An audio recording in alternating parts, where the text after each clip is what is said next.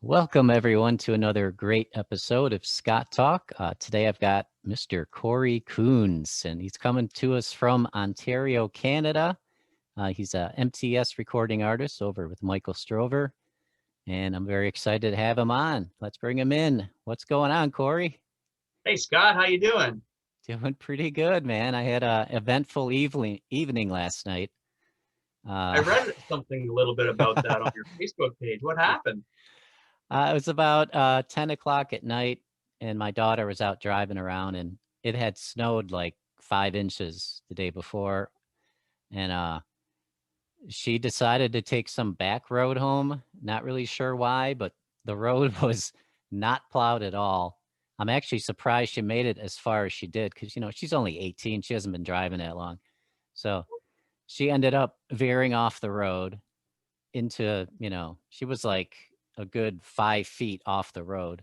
And, so I went out there and with my shovel, and it's freezing outside, and I'm trying to get the snow, and we're trying to push the car. And then someone in a Jeep came by, and they were trying to help us. And eventually I was just like, man, just got to get it towed out. I can't do it, So It sounds 200. like a lot where my area where I'm from. I'm kind of out in the country here, south of Ottawa. So we have a lot. We had a lot of snow last night too. So my morning consisted of getting the snowblower out and doing our driveway and all that Yeah, stuff today too. So yeah, you sound, Chicago area. That's where you're located, right? correct. Yeah, yeah. Yeah. So you know about winter like we do. So Yeah, yeah, that's pretty. it's Well, I brutal hope. sometimes. Yeah. Well, I hope she's okay and everything sounds like you got her out okay. So, Yeah, she was only like 10, 15 minutes away from the house. She had a friend with her. I'm like, put your hazards on, hazard lights on. I'll be there, lock your door. you know, yeah.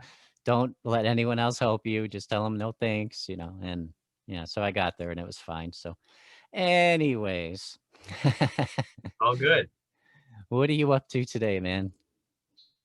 Well, I'm just happy to be here talking with you. I've kind of had some downtime from doing any sort of music. I mean, since Christmas, I had a Christmas single that we released there in early December called "Burning Bright at Christmas," and Right. that was released on MTS. I had my daughter sing some harmony on that. She's 7. Well, she's turning 7 in April, so Oh sort of a my little God. family. Yeah, it was pretty interesting. She's an entertainer and a singer too in her own right. So she we did it right here at home. Actually, I don't know if you can see behind me, but I have an old Tascam 4-track. So I went back to analog and I did something myself on cassette, and we recorded it here. And I had her sing the backing vocal part and the chorus of the song. So we put a You, little video together, and it was up, and it was released on MTS for the month of December. So we were pretty happy with that. So it was a family production. yeah. You said you recorded it on one of those old Tascams, that 4 tracks that you actually used the tape? I did. We got some tape. I got this unit last year, actually, in the summer. I see a guy was in Alberta who was selling the unit, and so I bought it and online, and he mailed it directly to me. And I've been using it in the old days because I've been doing music a long time too. I'm 48 now, almost 49 myself. So I grew up in the days of analog and using 4-track Yeah. recorders and stuff like that for demoing my ideas. And so I kind of wanted to get back to that because I still have a bunch of cassettes with 4-track stuff that I did over the years, just little ideas and some songs, some instrumentals, stuff like that. So I wanted to go back and have something I could use for that, and kind of went back and actually took some of these ideas off of the tapes and kind of took the best like 6 or 8 songs. And I may actually put that together as just an added bonus, and maybe release my last EP that was out last year. Maybe put something together where I throw that in and put it on like a little vinyl looking CD or something, just to kind of give it that retro flavor. Right. I was contemplating doing that. But anyway, so I got going on that. I did a song that was like 30 years old originally, an original that I did. And my daughter sang a bit on that, but I didn't do anything with it so far. But so then I decided, well, I want to do this Christmas song that I had written previously. And so we did that, and it turned out great, and she did a great job. We worked at it for a whole afternoon, getting her harmonies and stuff. And it was pretty cool. I heard the song, and I honestly, I didn't catch on to the fact that, it was a young girl singing in the background. So, Well, yeah. there you go. Hopefully Wow. it blended in nicely. So Yeah, So yeah, what I did is I took that, once I did that, I took those ideas, like I did guitar, the Christmas bell shaker and stuff I recorded, because you've only got 4 tracks, right? Unless you bounce. So I did yeah. that, and then I transferred it over to, I have a little Boss VR 900, which is digital. So I transferred everything over after, so you can get it onto, to digital format, obviously, to do today, or you wouldn't be able to do much, so. Right. Man, I swear to God, my first band had that exact same Tascam 4-track, and that's Yeah, how it's a we used. 246. Yeah, it's a pretty cool looking model, really. It's got the old VU meters on it. I don't know if you can see it back here, not sitting on there, but Oh, actually, that looks a little bigger than the one we had. yeah, But yeah, we had the tape, the 4-track tape. We had yeah, the bounce, and nowadays everyone gets like unlimited tracks, right? Because of the yeah. technology. And I don't know, it's just a personal thing with me. If I ever had the money and I was in a real band, you know, I would go to a studio and I would record as analog as possible. Mhm. I would try to stay away from all the digital stuff. That's just me. Yeah. But my Well, style, my style of music is I like the old stuff, yeah, me too. more than the new stuff. So, Well, I got the best of both worlds back starting in 2014. I got to work with Ron Nevison. I'm not sure if you're familiar with Ron and everything he's produced over the years. He's a yeah. rock veteran in the industry, and so I kind of always wanted to work with someone in his caliber of a producer over the years, right? So I You- started working with him in 2014. We did an EP called Share a Little Time, and what we did was it was recorded digitally between Hollywood and San Francisco. I got to go to California to do it, and we started with digital. But then what he would do after we get into the mixing phases, he would run everything back through. If you go and check out my Share a Little Time video, which was like a home video too, I did for the song, you'll see it running back through the old big 24 track, reel to reels. Okay, And so yeah. it's kind of running it through and warming up the mix and coming back in. So you're still getting a little of that analog feel in there in the end mix. So Yeah. working with Ron, he's very old school in that regard. He loves working with the old analog boards, like the big Trident boards and all that stuff. We did that in 2018 as well, or 2017, I guess. And we did my Long Road Home album too. So there's one EP and one full album that I did with Ron. So Awesome. Yeah, I was talking with Michael Beck. He was the singer, is the singer for Kings of Dust, and he has a recording studio also. And he was telling me, because we were talking about this whole analog, kind of sound thing too. And he said he runs everything through his analog board hmm and then basically just sends that off into, computer land or whatever. And then he can get as many tracks as he wants, but the actual sound is all analog. So I thought that was great. So yeah, there's something about that really, that warmth and that earthy feel and sound to recording onto tape. yeah, There's a lot of things you can do today, and they're getting real close, I think, with that sort of feel and that vibe to digital. Some people don't know the difference, yeah, but to me, there's still something really cool about that element of being able to use the analog feel and sound. yeah. And while we're on analog, have you ever put out any albums like records?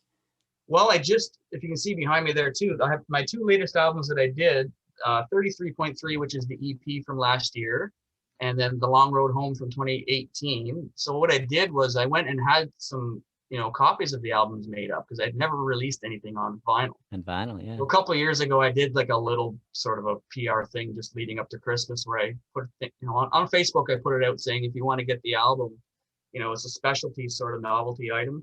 So they're very pricey to make, but I found a company called Kunaki, which I think Michael deals with a lot from MTS. He put me onto them. So they produce things relatively cheap, but I have the exchange as a Canadian, so it still costs me a lot of money to get them printed. So I have to I'm not making anything on it really, like, a couple bucks on Yeah. the album or something, but to get it made and then to get to sell it to somebody, it costs money. But some people, they were into it, and I sold a few copies a couple years ago, and so then I had a couple printed just for myself and my guitar player Mark, who played on the last 2 albums with me too. So Yeah. Awesome. Yeah. I love vinyl. I wish I could hear myself on vinyl. Be it's awesome. it's a kind of a trip. It's pretty cool. Give us the other guys in the band. Well, I is haven't it been doing a lot of band it, stuff per se. I've been doing a lot of acoustic, not a lot. I should say 3 shows over the past year because of everything that's been going on, obviously. But some of the members like Mark Muir from Cornwall, Ontario, which is about 45 minutes away from where I'm located. We're right along the sort of St. Lawrence River that borders New York State. So Mark Muir plays lead on the last 2 albums with me, and also big contributions in sort of the not necessarily the arrangements, but just the guitar overall as the lead and the feel of the songs. right? 2 guys that played in my band in the past couple of years. I had a drummer, Barry Billingham, who I've known for years. He played on drums on the track Leavin', which is on the 33.3 album too. So Great. and then we used some session guys. Like we went to Nashville last year, just before everything sort of started to hit with the whole pandemic thing. We were doing two new songs in Nashville in a studio there called Two Cats Music. So we used a guy named Ben Travis, who's the studio owner, and he played some keyboards and did some bass on the stuff. And then we had Scott Savage, who's formerly from the Jars of Clay. He toured as a member of the Jars of Clay. So he was the drummer on 2 tracks on the EP as well. So Great. So yeah, working with lots of lots of musicians. Yeah. Cool. yeah. So let's get everyone caught up on who you are with your influences. When did you start playing guitar and singing, and what were some of the bands that kind of made you want to do it?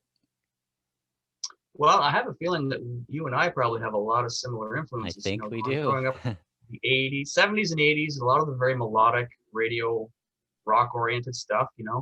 Anything from like Styx and Bon Jovi and Bryan Adams for Canadian stuff. And then more rootsy rock stuff like Mellencamp and Tom Petty is a big influence on me over the years. So I started I was about 13 years old when I started, and funny enough, I started as a bass player as well. I was a bass player for 12 years when I first started playing music. So I played bass and sang lead and harmonies in high school bands. So dating back to probably 1990 when I was playing, in high school bands sort of thing. So from there, I kind of went off on the road with some guys from the Cornwall area. Mark, my guitar player who I was talking about, we had a band together called Heads or Tails. I was the bass player, Mark was the lead player. It was a 5-piece sort of retro cover band, retro rock. We took off all over Northern Ontario, and we were gone for 2.5 months. So we did that in about 93, I think it was, 92, 93. And so that was quite the experience. First time on the road, for me, with a bunch of long-haired guys taking off and going into, the colder, in the middle of not quite winter, I guess you say fall, going into winter in Canada, taking off, playing all the clubs and stuff. And so I did that for a couple of years with those guys, and had a couple other bands that were in the Cornwall area as well, some cover groups. And then I joined a band called US, or Us as they were called. And they traveled in the southern states. So they were like a big retro rock band as well, cover band, though not so much in the original realm at the time. But they did a lot of the southeast, I guess you would say, in the states, like Mississippi, Georgia, Florida, Alabama, right. All those states. So I traveled for most of 1998 with those guys.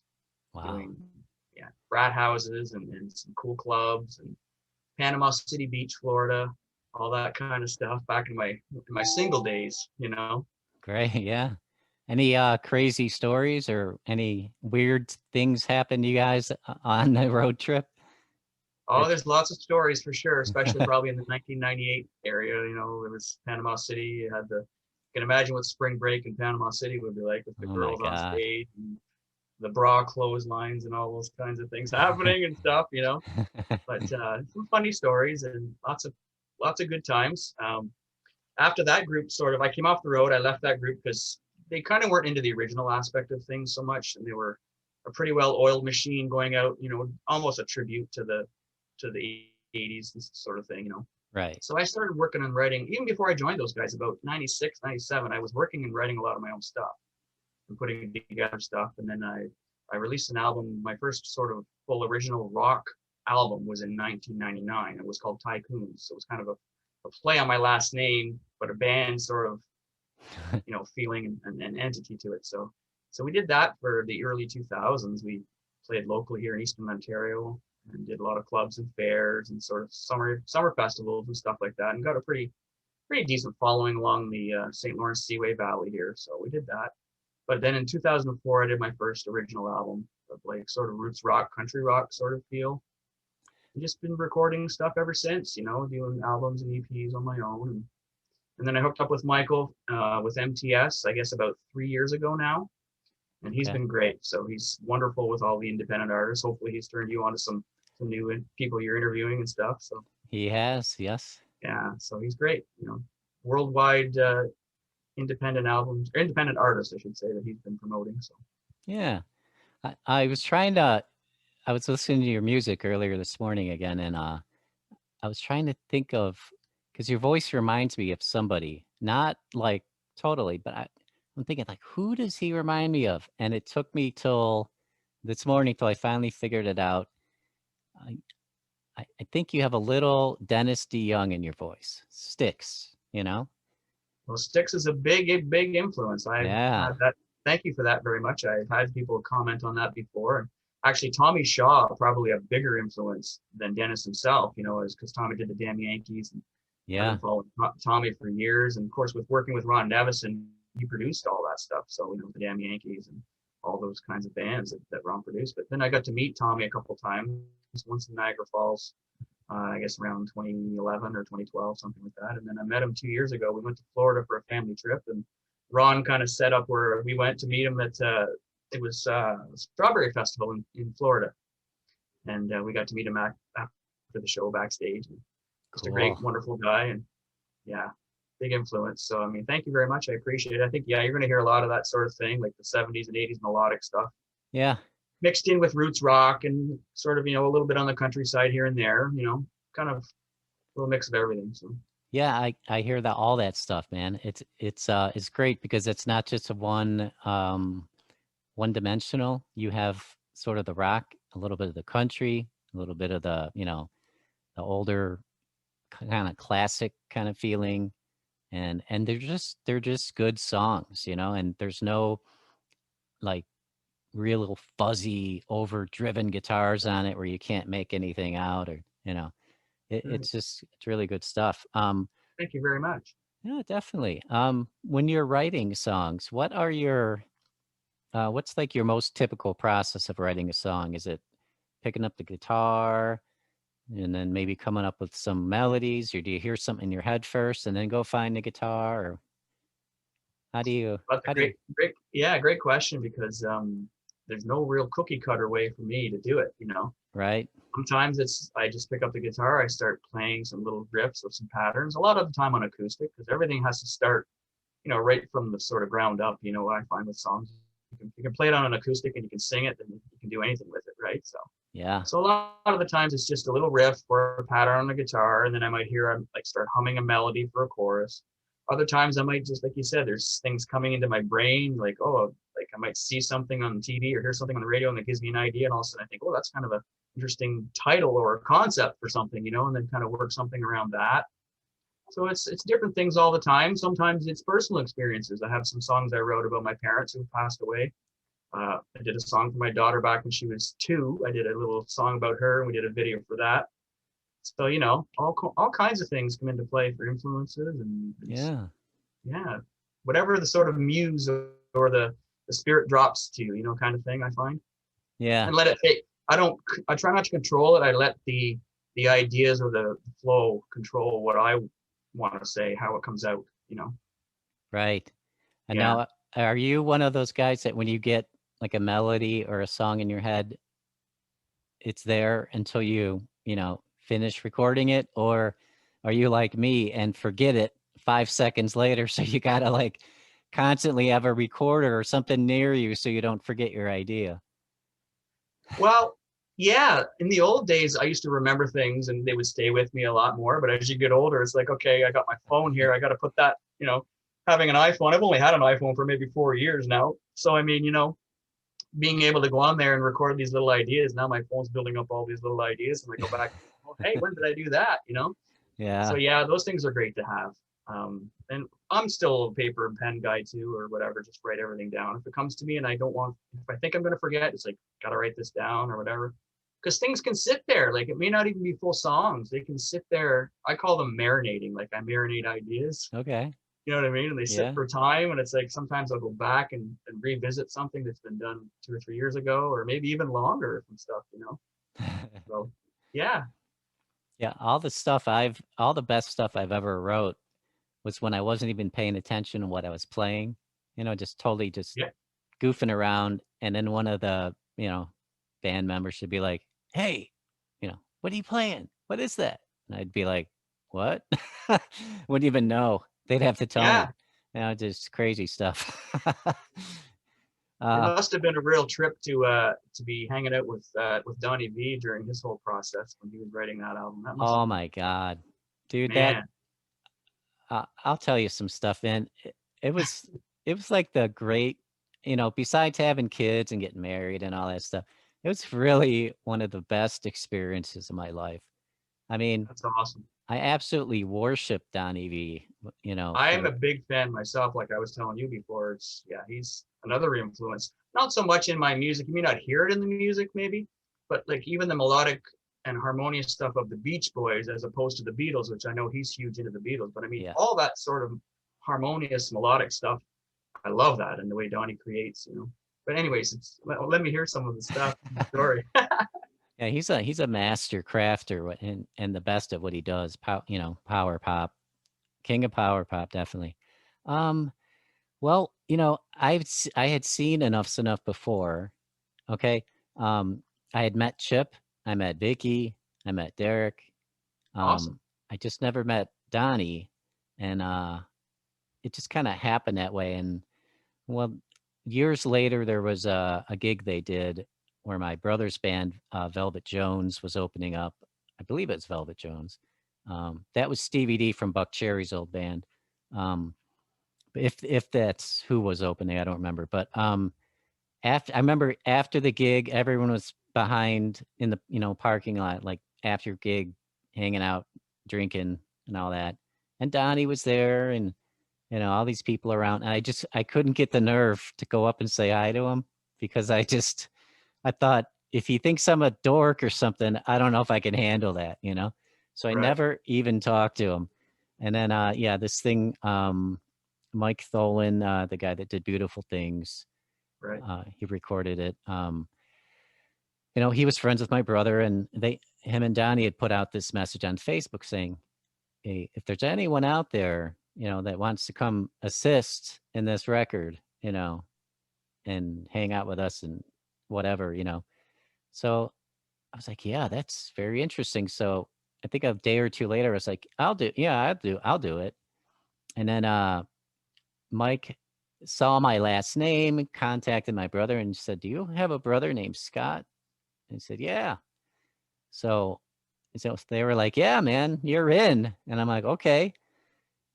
So I brought all my instruments, and really what they needed was someone to cook, clean, take care of shit so that they could just work on the music, right? Right. I did shopping and all this stuff, but to watch Donnie work um, was Wow. you can't put it into words. It's like um, Almost surreal. yeah, just like great idea after great idea. Nothing was bad ever. Um, and the process of them, even figuring out the lyrics and stuff for the songs.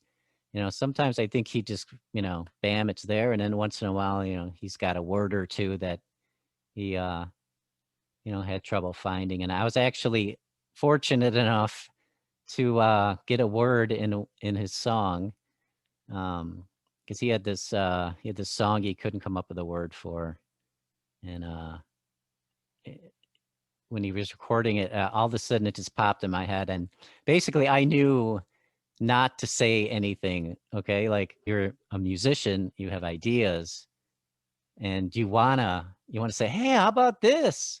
I did that once in the studio, and Mike Tholen just kind of looked at me, and he's like, "Yeah, maybe we'll try that."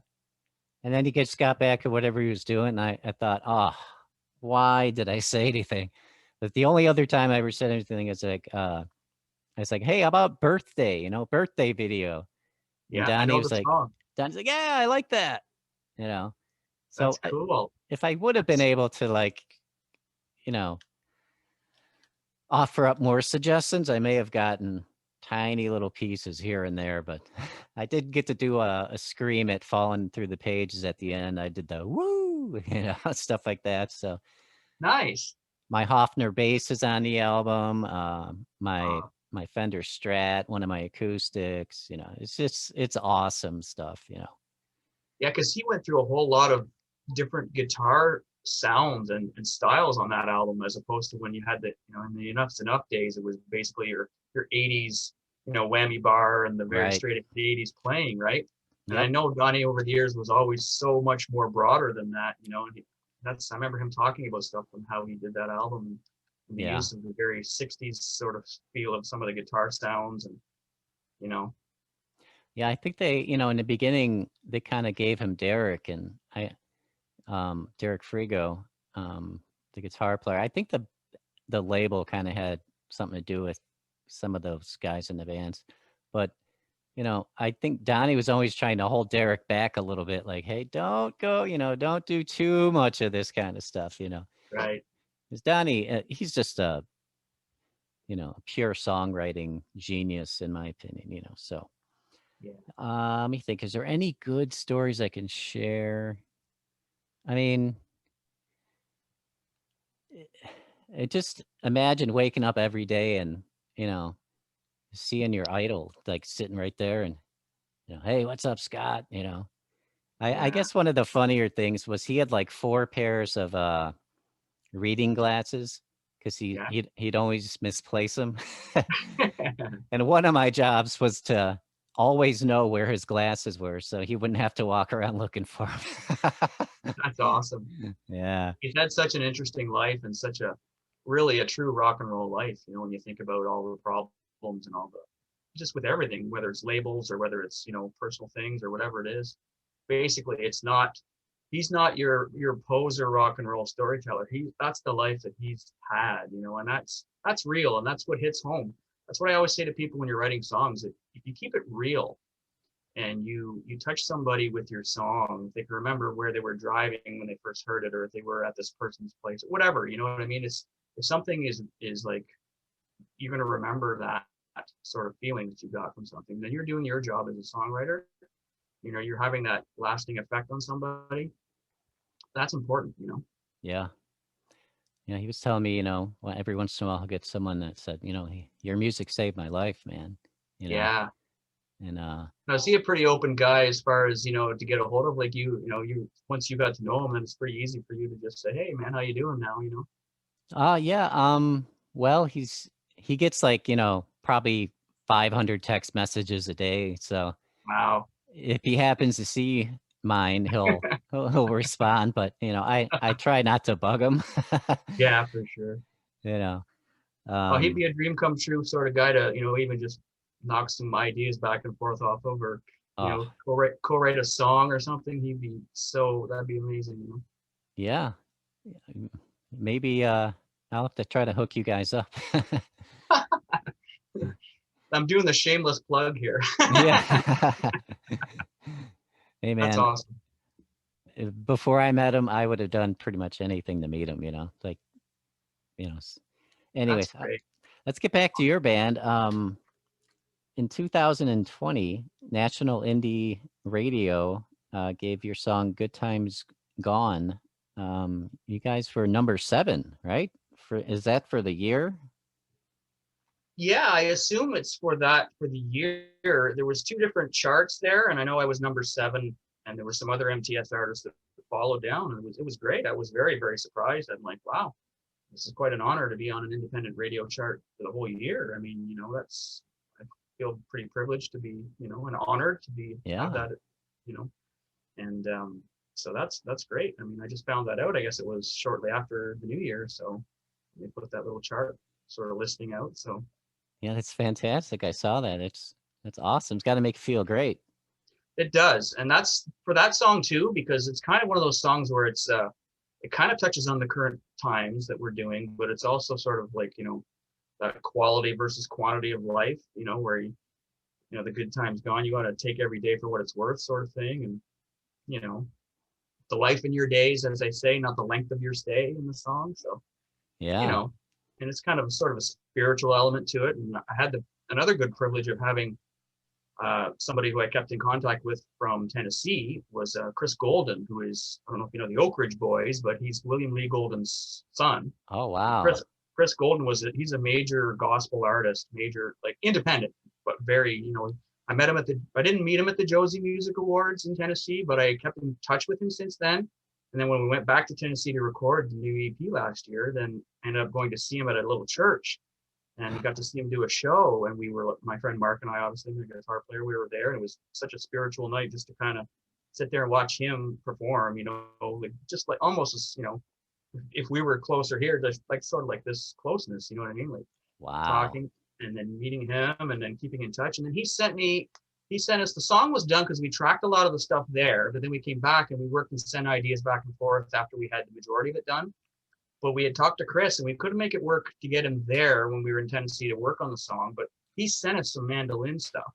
So we added the mandolin in, and Mark edited and put stuff together, and it turned out great. So to have Chris Golden, my Yeah. mom was, you know, when my mom was alive, she was like, you know, Oak Ridge Boys and all these Statler Brothers, you know, the old country music was Oh, just, yeah. I could just almost, it makes me tingle right now to think about it. She'd be smiling to think that Chris Golden, you know, somebody related to the, you know, the Oak Ridge Boys. And he played drums for those guys for 17 years, dude. He's an all-around fantastic musician and just an amazing guy. So, Yeah. you know, Man, but to have that's that sort of, thank you, to have that caliber is amazing.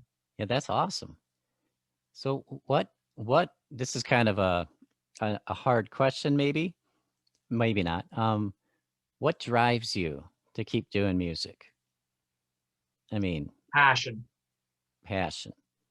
Basically, you got to have a passion for what you're doing, or otherwise you're going through the motions. You know, I think when you think about Donnie V and like the passion he's had to continue on after all the stuff, you know. Yeah. And I'm not, you know, anywhere close to the level of Donnie V's, you know, sort of success in the big league sort of thing. But I mean, when you think about how long I've been doing this over the years and going on the road, and then, you know, coming off the road, and then you're like, what do I do now? And it's like, next thing, and you move on. But if you keep that passion and you keep creating, creating is another big thing. You always got to be creating something, Yeah. and, you know, keep it fresh. You know, I borrow from a lot of 70s and 80s stuff, themes and feel and flavor and all that, but you got to put a new spin on it, obviously, for creating something that's yours, you know. Right. So I think that's kind of where I'm at. Great answer. Yeah, with me, like I write I get like 10 ideas for songs a day, but none of them are recorded. You know, I just constantly write stuff and it just goes out into oblivion because my main issue is the drums. I cannot find any kind of drum machine, any kind of drum app, anything I can use that fits any of the songs I write. It's just so odd. So that's why I just never do anything with any of my stuff. But mm, Oh wow. uh, Hmm. part laziness That's too, it. but I have to create. I have to keep creating, um, even if no one ever hears it, just because, you know, I need something to do. You know, I need that distraction. You know. Well, I hope that you do save some of it or get it down to like your phone or something, or record it somehow, because you never know. You could play something for somebody a year or two from now and say, oh yeah, and all of a sudden maybe that guy's a drummer, you know. Oh, that's awesome. Can I do something with that? You know, Yeah. you never know. Well, I can't sing, so there's really no point in doing a complete song unless I find someone to sing it for me. Hey. There, well, hey, maybe there's a Ah. new collaboration in the works. Maybe. So, Awesome. you weren't able to do any shows for a while, obviously. 2021 is kind of up in the air. What are you thinking for 2021 as far as, you know, have you been able to plan anything out ahead of time, you know, ahead of schedule now, or is it still you just kind of waiting to see what happens for another month or so? Yeah, I think it's more just kind of waiting. I mean, I've got some stuff in mind, like when I was talking about maybe releasing some more stuff or whatever. And of course, I've got lots of stuff written, some stuff finished, some stuff needs more attention to it. And, you know, that's stuff that I would do and want to and will get to eventually. It's kind of timing, I guess, too, like you're saying. I mean, up here right now, January, February is generally a pretty slow time anyway.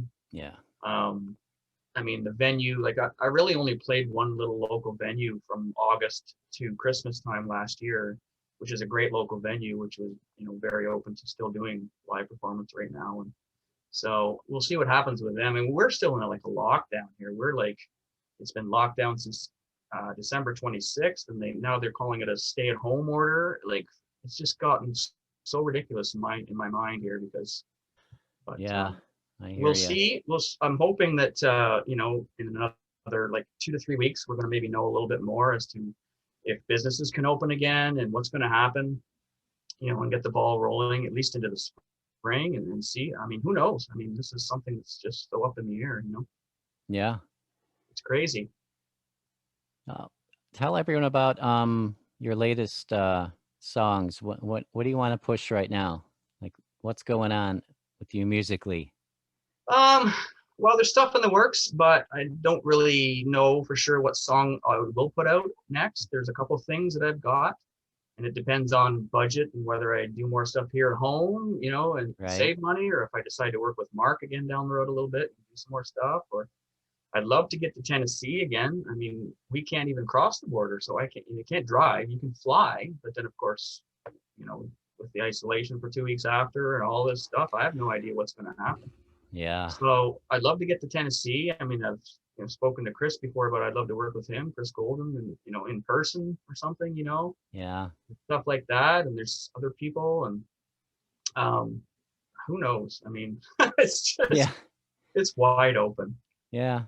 Did you consider any live streaming or anything? I Either did in a the couple past? things. Yeah, last year I did a couple things for the Hanging with Web show was one thing that I did, and kept in touch with them. And they did a couple things, like a half-hour live stream earlier in April, I think it was. And Okay. Um, I was doing some of my own, just, you know, taking some video of me playing a few songs, and I would post them to Facebook. I was doing that for a while. Right. But I kind of got to the point where I don't know if you're like this, but there's so much of it going on now. Everybody's doing this on the internet. It's like you see everybody, oh, this is my song, you know, and you just Yeah. get almost into the, like you're like a teardrop in an ocean almost. You know, it's Yeah. like wow. And I should probably do more because I think there's probably people that maybe would want to hear it and see it and stuff. Oh, And definitely. if it touches that one person, even like we talked about, I mean, you know, it's important. So I'm sure I will do again, like a little bit of that, but I'm still a live guy and I love getting out and playing live music. You know, Yeah. my buddy Kevin, who runs a music school where I was teaching up until last year too. Like he comes out and does the cajon or the djembe drum with me at the acoustic shows. You'll see him in the Christmas performance that I did, and stuff like that. So I mean, I don't know. It's just like I said, it's wide open. Yeah. My older brother's in a um, Pink Floyd tribute band. I almost said Aerosmith because he's in one of those too. But they just actually played a show just a few nights ago in Florida. So it Nice. was an outside thing. Lots of people spaced out, I'm guessing, but they actually did a show. I was like, oh my God, just thinking about someone doing a show is just Yeah. wow, oh my God. This is the craziest thing ever. I mean, musicians, we need to play. We need that feedback. We need to have fun and get out there, and just to not be able to do it for like a whole year, it's just It's ah, great. And who are the first people that they always go to, you know, when you want to raise money for something or somebody needs a charity, it's always the musicians. yeah, Now in a way, it's like you're just basically biting this hand. You know what I mean? yeah. It's crazy. Oh man, I don't know. It'll get better. It's got to get better. Yeah, we just have to be positive and, you know, take it day by day. So your song "Good Times Gone" reached number 7. What other charts and songs have you had out there that have been, successful? The first single that came off of last year's EP was called Leavin', and that was released in March. So kind of just when everything was starting to happen with everything as far as the pandemic. But it was mixed by Ron Nevison. So Mark and I recorded that song here at home, and then we sent stuff to Ron in the end, and he mixed the song for us once again. So we got that Ron Nevison touch on there. Great. So that did very well for me. I was very pleased with that song, and sort of one of those songs that talks about the musician life and how you have to travel and leave home and maybe be away from your family at times, kind of talks about all that sort of thing and the traveling aspect. So that was the first single, and then Good Times Gone, obviously, that you mentioned, was the second single. Yep. There was a third song on that album. We didn't do it as a single. Prior to that, I was lucky enough to get to the Josie Music Awards in 2019, and my album, The Long Road Home, which was the previous one to the EP last year, it was nominated. So I was very honored to go, for the first time to Tennessee and go to Dollywood. Yeah, Dollywood theme park is where they had this, and the Dollywood Theater is where they had the actual award show, and just another amazing experience to meet so many people that are in the independent music industry. Some people that have been around for so many years that are, doing music still, and then meeting the newer artists and stuff. And so just being there was a trip in itself, and having my family go, and my wife and my young daughter, and then getting interviewed, and having my video sort of play in the back screen, and my daughter's there looking back and saying, "Dad, no, you're on the screen." It's like kind of, it's fun stuff. I mean, family's important to be a part of it all too. So. Yeah, they're kind of your partners, They got to support you, That had to be so cool, man. That had to be so cool. Congrats on that. That's awesome. Thank you. Hey, man, I had a great time today. Can you go ahead and give everyone your website? Yeah, you can find me at www.corymcoons.com. It's just my full name.com. And then on Facebook, you can check me out at facebook.com/cmc.music. That's my official music page. And then, of course, I've got my personal page, and you can say hello sometime, check it out, listen to the music. Spotify, I've got all my links on my website. There's Spotify, Apple iTunes, YouTube. Everything's very easily and accessible there. There's the music section. You can order like physical copies of the CDs or even a vinyl album if you wanted. You could drop me a line. I could get you one printed up. There you go. It takes a while to get it, and it's a little costly, but if you did want one, it's a novelty sort of thing. And so yeah, that's pretty much it for that. And thanks to everybody for checking everything out and for all the support this year. Thank you, Scott, for having me on the show. It's been great. Definitely. We will have you back soon. All right, my man. Sounds good. And just keep me updated with everything that's going on, keep in touch. And it was awesome having you, man. It was great. Lots of fun. You too. Thanks so much. Thanks, man. Take care.